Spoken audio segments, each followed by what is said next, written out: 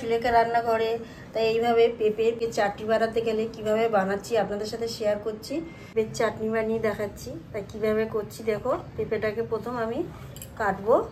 দেখো এতটা তো লাগবে না, লাগবে আধখানা একদম কচি পেঁপে, কোনো বীজ নেই, কিছু হয়নি।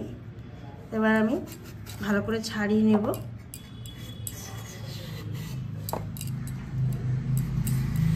অংশটা একটু চামচ দিয়ে ভালো করে কুড়িয়ে ফেলে দিচ্ছি।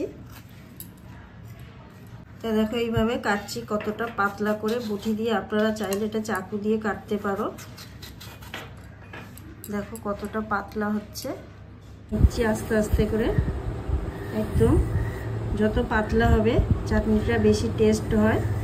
বেশি মোটা হলেও অতটা ভালো চিনিটা ঢোকে না। এখানে জল দিয়ে ভালো করে পরিষ্কার করে ধুয়ে নিয়েছি। একটা জল বসিয়ে দিয়েছি, শুধু জল, এটা জলটা দেখো ফুটছে। তা দিয়ে এবারে গ্যাসটাকে কমিয়ে পেঁপেটাকে দিয়ে দেবো। 5 মিনিট ধরে গ্যাসটাকে জোরে দিয়ে পুরো ফুটিয়ে নিয়ে ঠান্ডা পাত্রে জল নিয়েছি, এগুলো দিয়ে দিলাম। কড়াইতে এটা মৌরিটা দিয়ে মাত্র আমি গ্যাসটাকে বন্ধ করে দেবো, যাতে সবুজ কালারটা থাকলে তাহলে এটা আমি ভালো করে গুঁড়ো করে দেবো। গ্যাসটাকে পুরোপুরি বন্ধ, ঝরঝরে হয়ে গেছে, এটাকে আমি ভালো করে গুঁড়ো করে নেবো। এখানে দেখো আমি চিনি দিয়ে দিলাম, এখানে 1 বাটির মতন।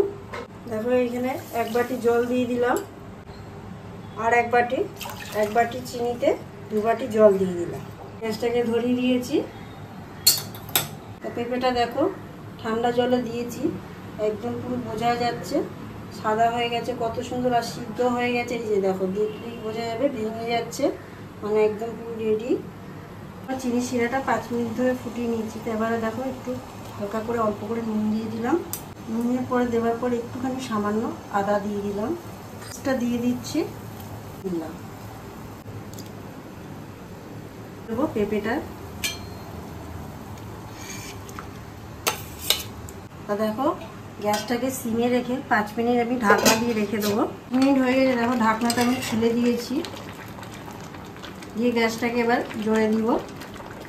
তো এখানে দেখো আমি বড় বড় 2 টুকরো লেবু নিয়ে নিয়েছি, এই লেবুটা চিপে দিয়ে দিচ্ছি, ছেঁকে দেবো আমি।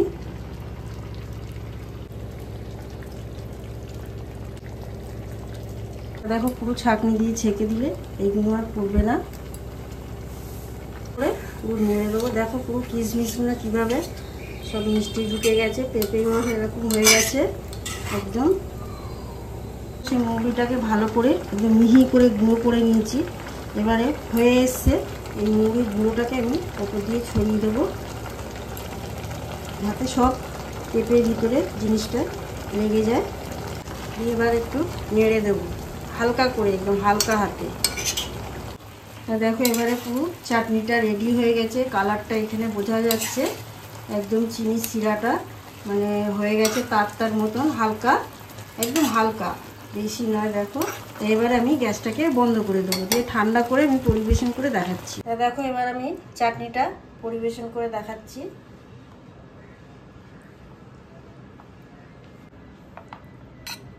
দেখে যদি ভালো লাগে অবশ্যই চ্যানেলটাকে সাবস্ক্রাইব করবে, লাইক করবে, কমেন্ট করতে ভুলবেন না।